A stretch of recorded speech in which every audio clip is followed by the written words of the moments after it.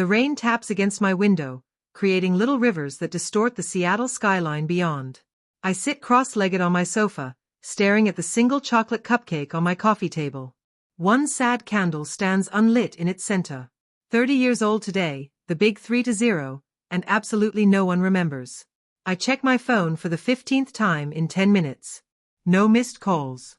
No texts. Just the blank screen reflecting my face back at me. The clock on my wall clicks to 8 p.m. with a quiet finality. Something inside me deflates. It's official now. My milestone birthday has come and gone, without a single acknowledgement from the people who gave me life. I unlock my phone and open Instagram, knowing it's emotional self-sabotage. My thumb scrolls almost involuntarily until I find what I'm looking for. My sister Camille's latest post. There she is, radiant at her piano recital last night, her fingers poised over the keys. 78 likes already. My mother's comment appears first. Our brilliant star. Your father and I couldn't be prouder of your magnificent performance. Dad's comment follows. That's my girl. Mozart himself would be jealous. I feel the familiar tightness in my throat. 30 years of the same pattern, and it still stings like the first time. I close Instagram and flip to my camera roll, finding photos of the boutique hotel redesign I completed last month. The warm lighting. The seamless blend of modern luxury with historical elements.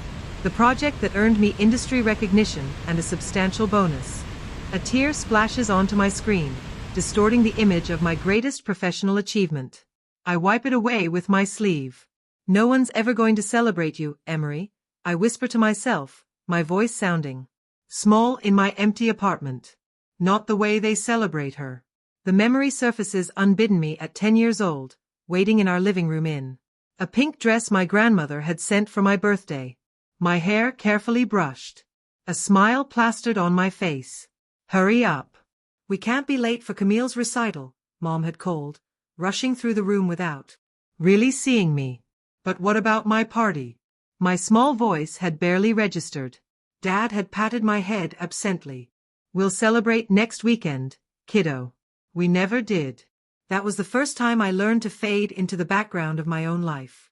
To expect nothing and be grateful for less. To watch Camille shine while I stood in the shadows, clapping louder than anyone. I brush another tear away, annoyed with myself for this display. I'm 30, not 10. I should be over this by now. The cupcake sits untouched, its chocolate frosting slightly hardened from waiting too long. I reach for it, then stop. What exactly am I celebrating? Another year of invisibility? Another milestone spent alone while my family forgets I exist? No, not this time. I straighten my shoulders and open my laptop. My bank account balance appears on the screen. $97,342.16, the result of years of careful saving and the recent $68,000 bonus from the hotel project. Money that no one knows about because no one has asked. I stare at the numbers, my finger hovering over my phone. The thought that forms feels dangerous, reckless even. And yet, for the first time in hours, my heart beats with something other than disappointment. I press the call button. Seattle Audi, this is Trevor speaking. How may I assist you? A cheerful voice answers. Hi, I say, my voice steadier than I expected. I was wondering if you have any Q5 seconds available? We certainly do. Several models, in fact. Were you thinking of coming in for a test drive? I look at the untouched cupcake, at the dark windows streaming with rain, at the phone that hasn't rung all day. Actually, I'm thinking about buying one. Today? Today?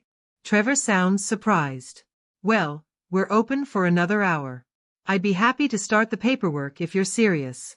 I am, I say, feeling a new determination rise within me. I'm very serious.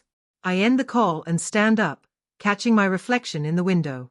For a moment, I hardly recognize myself, the straight spine, the lifted chin, the gleam in my eyes that looks almost like defiance. If they won't celebrate me, I tell my reflection, I'll celebrate myself.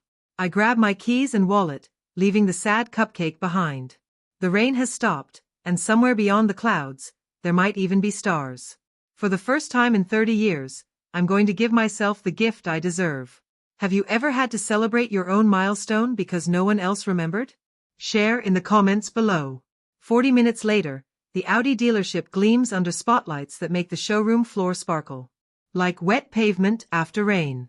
I push through the glass doors, my heart drumming a nervous rhythm against my ribs. A man in a crisp button-down approaches with the practiced smile of someone who knows how to size up a potential customer. Welcome to Seattle Audi. I'm Trevor.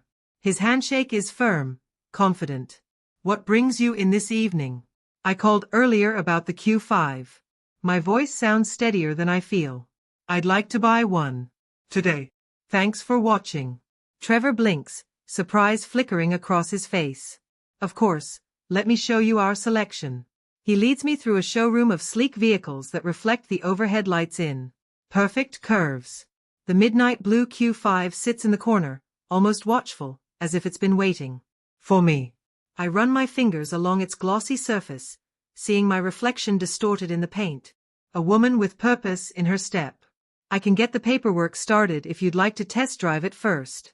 Trevor offers. No need. I straighten my shoulders. This is the one.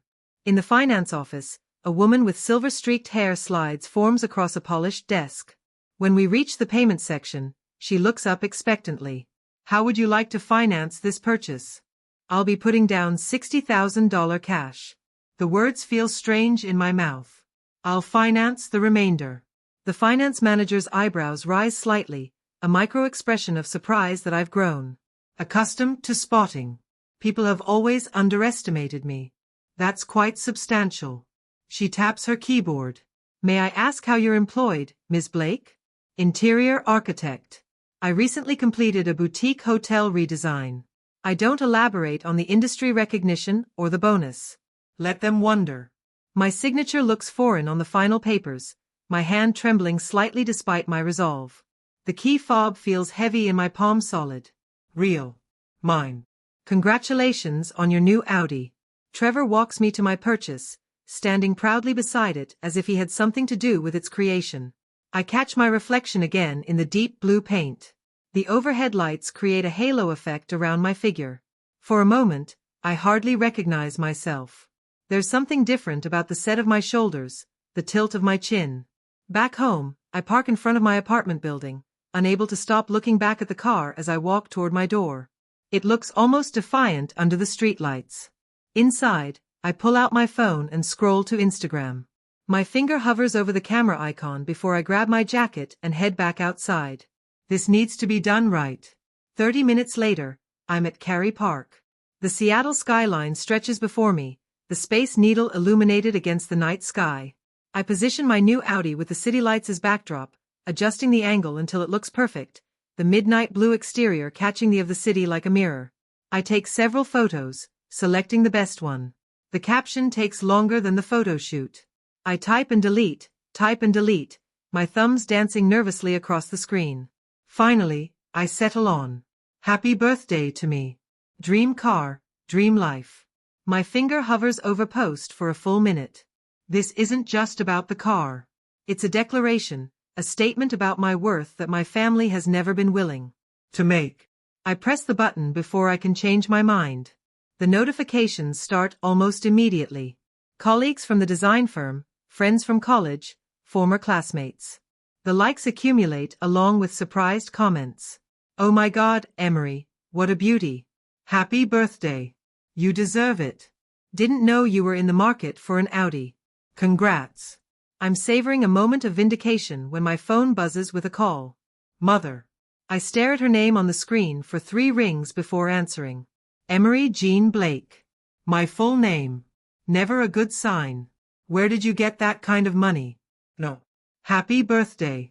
No. How are you? Just immediate suspicion. Hello to you too, Mom. I lean against the Audi's hood, feeling its solid presence supporting me. I earned it. That car costs more than most people make in a year. Harold, come talk to your daughter about this car she's apparently bought. I hear rustling as the phone changes hands. Emery? Dad's voice carries the same tone he used when I was 16 and came home. Past curfew. Is this some kind of lease arrangement? Because financially this seems. It's mine, Dad. Paid mostly in cash. The words taste sweet in my mouth. For my bonus on the Fairmont project. Excess. Silence stretches between us. I can almost hear him calculating, reassessing. Well, his voice has shifted, unsure of its footing. That seems impulsive. My phone beeps with a text notification. Camille. I pull the phone away to glance at the preview. Wow. Didn't think you could afford something like that. Mom and Dad freaking out. The family group chat explodes seconds later. Messages pile up about my sudden extravagance and unexpected purchase. Not one message acknowledges what day it is. Mother's voice returns to the line. We need to discuss this as a family. Dinner. Tomorrow night. 6 o'clock sharp. Is this an invitation or a summons? I ask, surprising myself with my boldness. This is family, Emery. We're concerned. I glance at my watch. 9:43 p.m. My birthday nearly over. Still unacknowledged. I'll be there, I say finally. But I'll be driving myself. After hanging up, I sit in my new car, hands resting on the premium leather steering wheel. The silence wraps around me like a blanket. Tomorrow will be a reckoning, but tonight is still mine. I start the engine and drive toward downtown. The streets are quieter now, most commuters long gone. I find a small bakery near Pike Place that stays open late. The bell tinkles as I push through the door. You caught us just before closing, says a woman wiping down the counter. What can I get you? A birthday cake. The words come out softer than I intended. A small one. She shows me a simple chocolate cake with buttercream frosting. Any message? I hesitate only briefly. Happy birthday, Emery.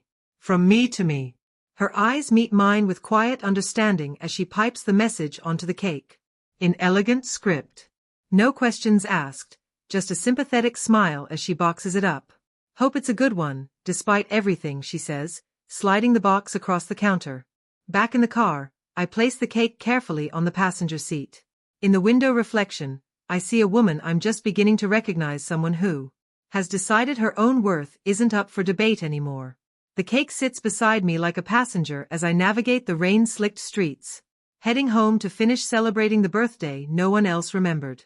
The next evening, the tires of my new Audi crunch on the familiar gravel driveway of my parents' Bellevue home. I park deliberately beside Dad's practical sedan, the contrast between our vehicles, a physical manifestation of our differences. Through the large bay window, I catch their silhouettes, Mom, Dad, and Camille watching my arrival. Their expressions shift from judgment to surprise as they register the gleaming vehicle. I sit for a moment, hands still gripping the wheel. The cake box waits patiently on the passenger seat, its message hidden inside like a time bomb. A deep breath fills my lungs. 30 years of swallowed words press against my throat. Today is different, I whisper to my reflection in the rearview mirror. I gather the cake box and step out into the cool evening air. Mom opens the front door before I reach it. Emery. What a surprise. Her eyes dart past me to the Audi, then back to my face. Come in, dinner's almost ready. Dad stands in the foyer, arms crossed. That's quite a vehicle you've got there. Yes, at Island I offer nothing more as I step inside, brushing past him with the cake box held carefully in front of me. Camille hovers nearby, curiosity battling with discomfort on her face. Hey, Em. Nice car. The dining room looks the same as always, the polished maple table where we've celebrated countless milestones, most of them Camille's.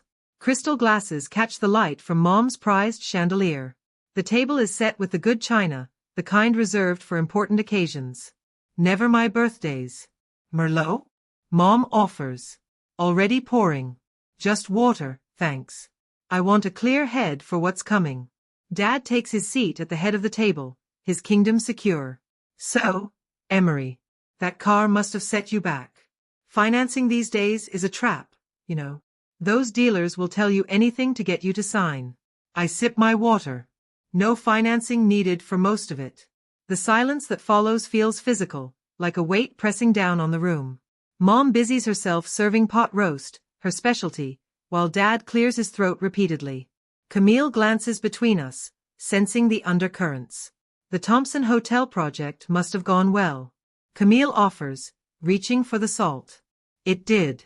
I cut a small piece of meat. The client was very pleased. Hotels are risky investments these days, Dad says, his fork stabbing a carrot. Tourism fluctuates. You should be putting money into your retirement, not depreciating assets. Harold, Mom warns quietly. What? I'm just saying what any responsible parent would. These big purchases at her age. I continue eating methodically, letting his words wash over me. The same dismissal, different day. I've heard variations of this lecture my entire life.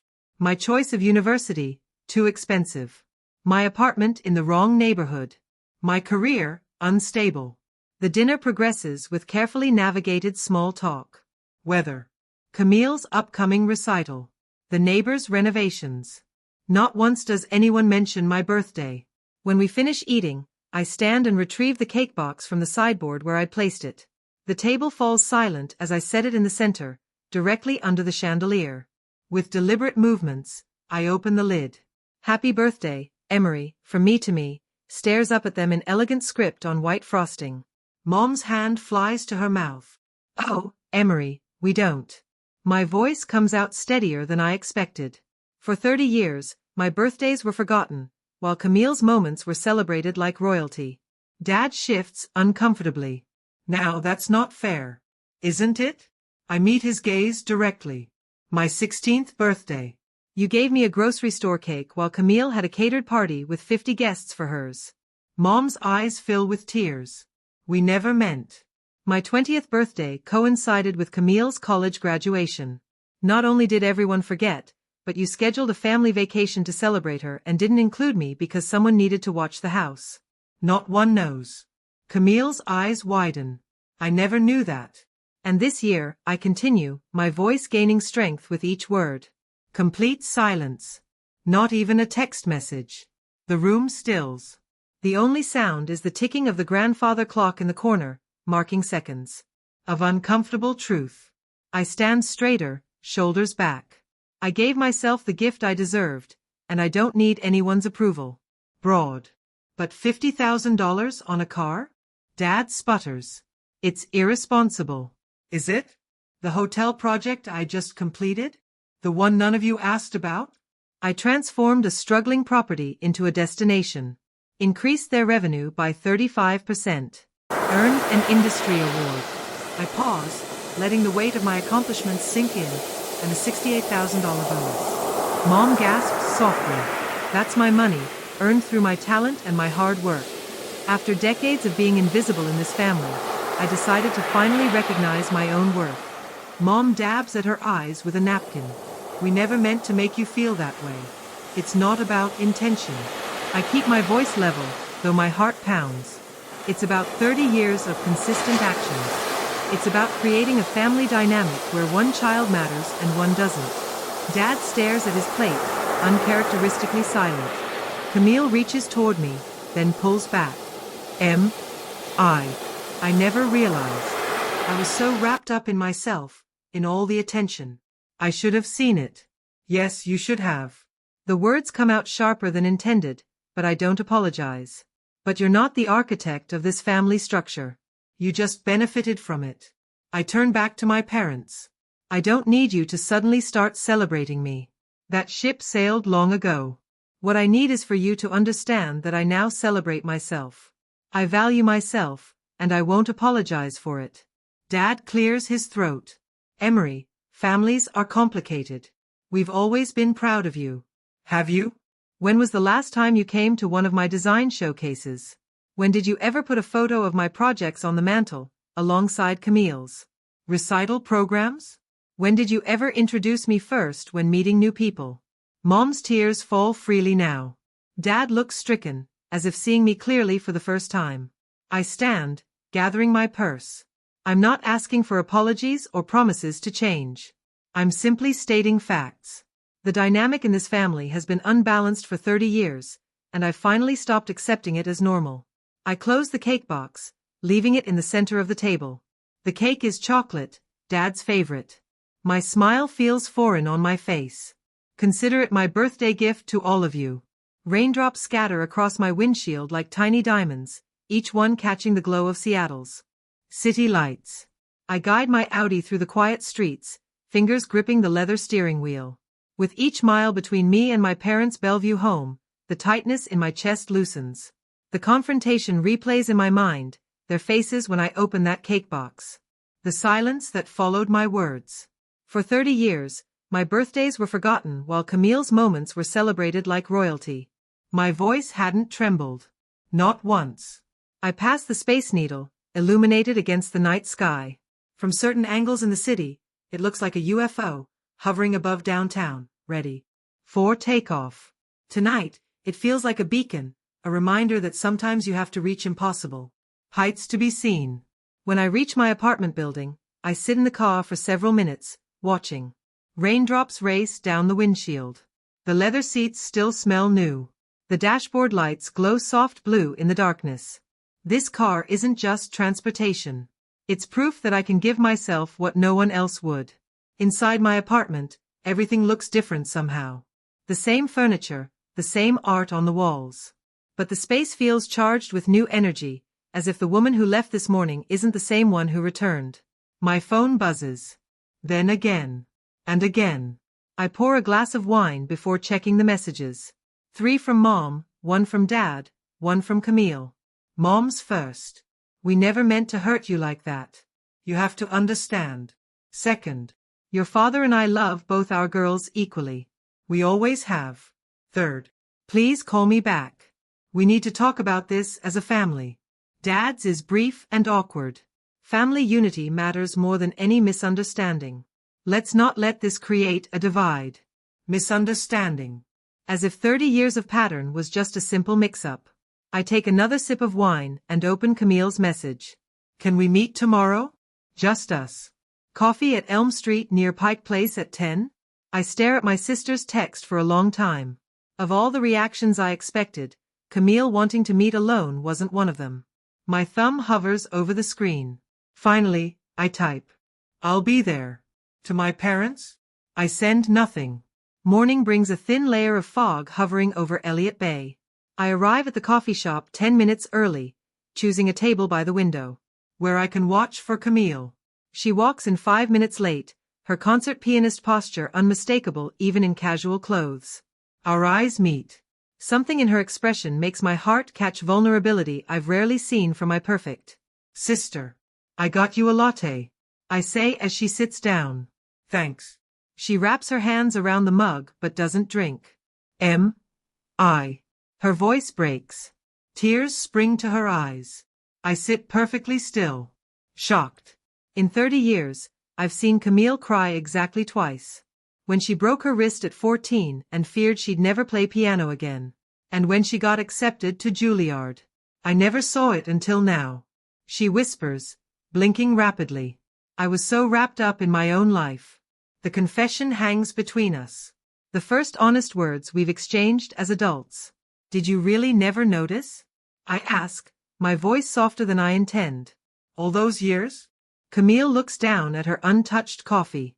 I think I assumed you were fine with it. You were always there at my recitals, cheering louder than anyone. She looks up, fresh tears spilling. But no one ever came to your architecture exhibits. Not even me. The admission stings, though it's nothing I didn't know. I never once stood up for you. Her voice steadies with determination. Not when Mom and Dad forgot your high school graduation party.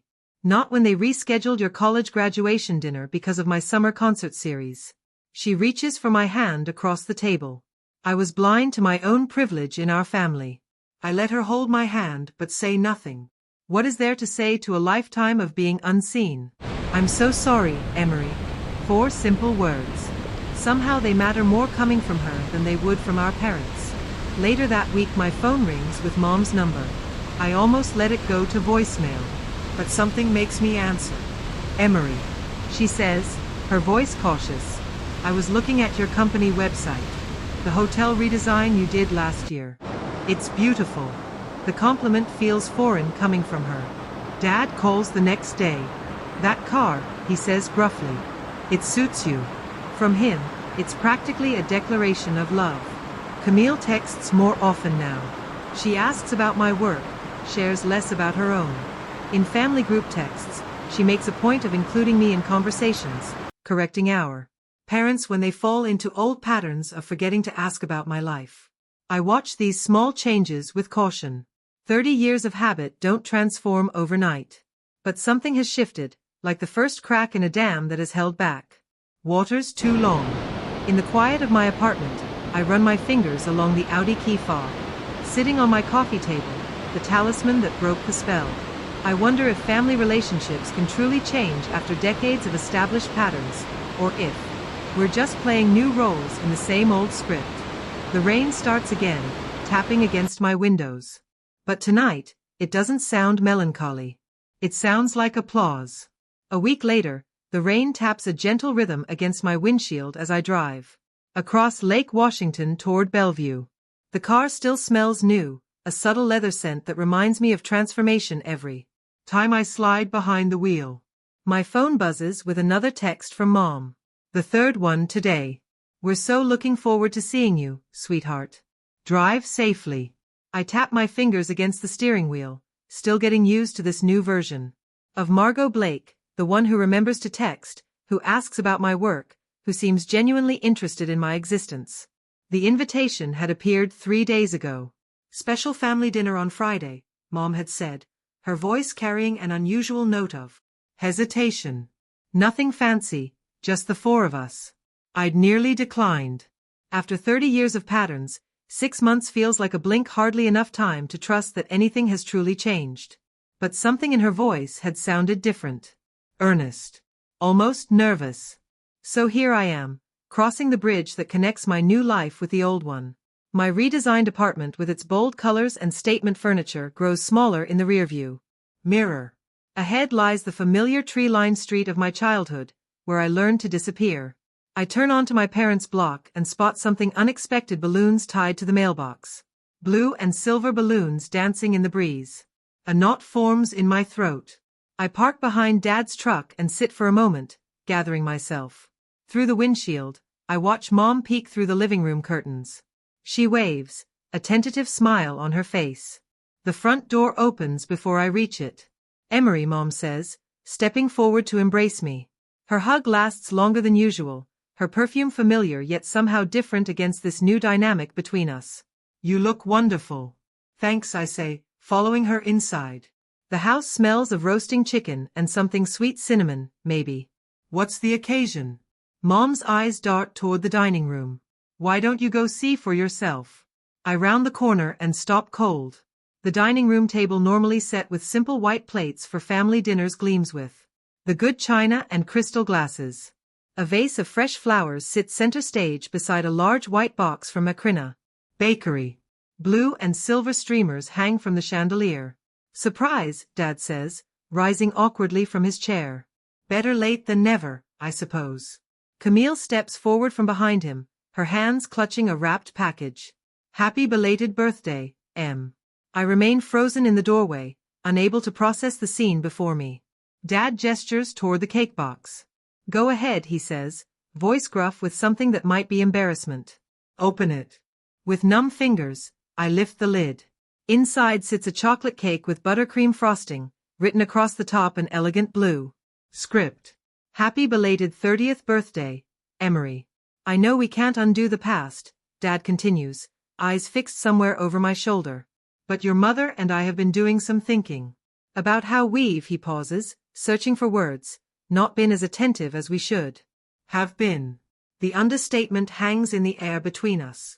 30 years of forgotten birthdays, overlooked achievements, and invisible accomplishments reduced to not being attentive.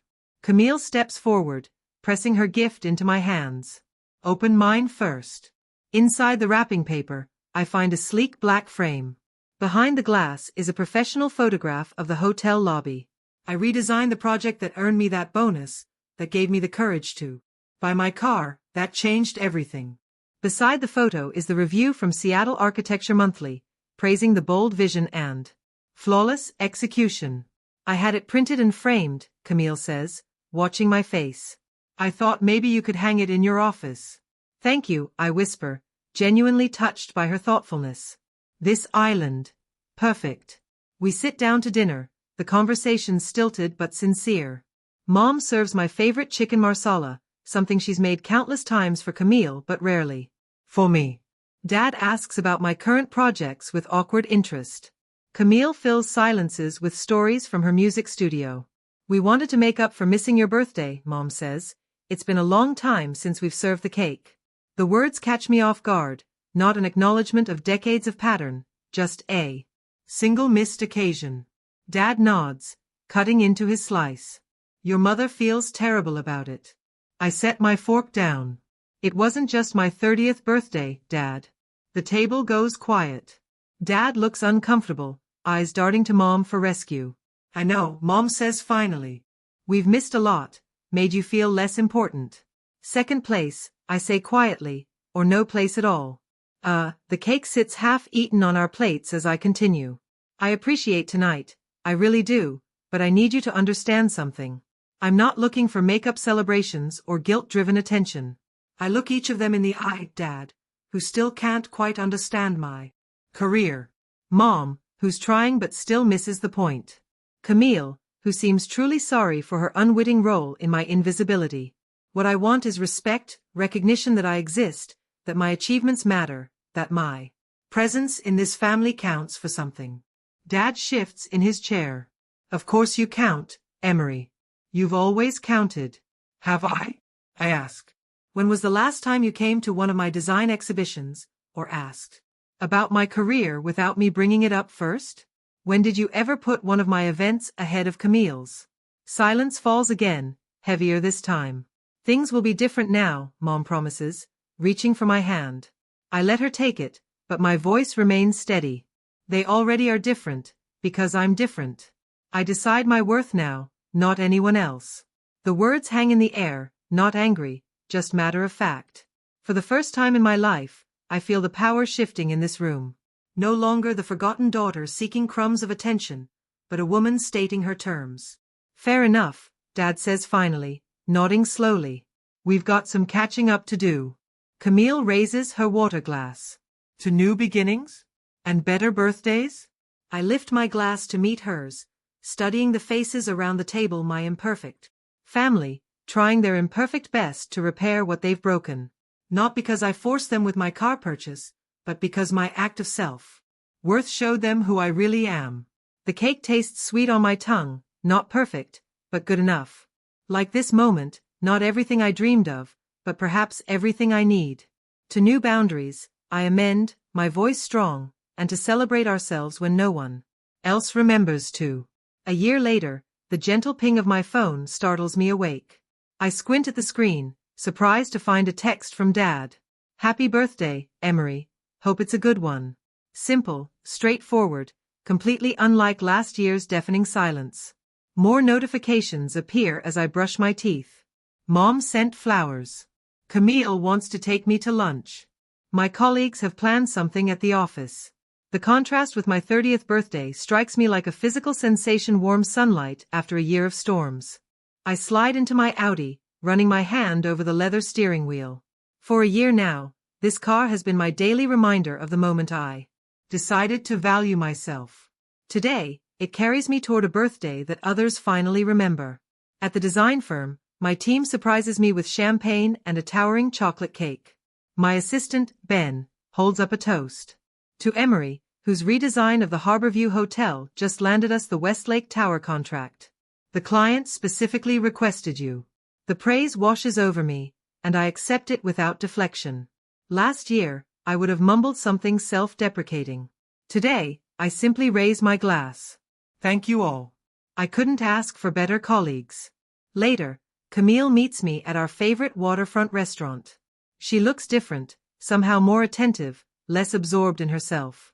I reserve the table with the best view, she says, leading me to a window seat overlooking Elliott Bay. She hands me a small wrapped box. It's not much, but inside rests a silver compass pendant for the woman who found her own direction. The card reads, "It's perfect," I say, genuinely touched. Camille reaches across the table. "I've been thinking about what you said last year, about always being invisible." She pauses. I never realized what it cost you to cheer for me all those years. I clasped the pendant around my neck. We can't change the past. No, she agrees, but I can do better now. After lunch, I drive to Kerry Park Viewpoint. The Seattle skyline spreads before me, the Space Needle piercing a sky unusually clear for September. My phone rings. Mom. Happy birthday, sweetheart, she says, her voice warm but cautious. Did you get the flowers? They're beautiful, Mom. Thank you. A pause. Your father and I wondered if you'd join us for dinner this weekend? Nothing fancy, just family. Family. The word sits differently now, no longer weighted with expectation and disappointment. I'd like that, I say. Saturday would work. The invitation hangs between us. Not a demand disguised as a question, but a genuine request. The subtle shift feels monumental. Back home, a package waits outside my apartment door. Camille's handwriting. I carry it inside, peeling back the brown paper to reveal a handmade scrapbook. Page after page documents moments I thought no one had noticed: my college graduation, my first design award, newspaper clippings about the Harbor View project. A note falls from between the pages. I see you now. I'm sorry it took so long. I trace my fingers over a photo of myself standing beside my Audi, taken the day I bought it. The moment I stopped waiting for validation and claimed it for myself.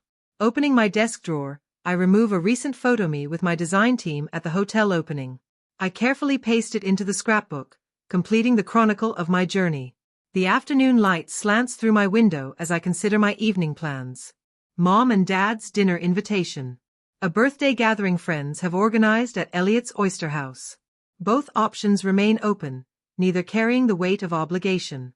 For the first time, the choice is truly mine. Whatever I decide, I'll celebrate on my own terms. I stand before my mirror, fastening Camille's compass around my neck. My reflection shows a woman who finally understands that her worth never depended on family recognition. It was always there, waiting to be claimed. My car keys glint on the counter, catching the light. The Audi wasn't just a purchase. It was a declaration. A promise to myself that I would never again wait for others to acknowledge my milestones. Some gifts change more than your possessions. They change who you are.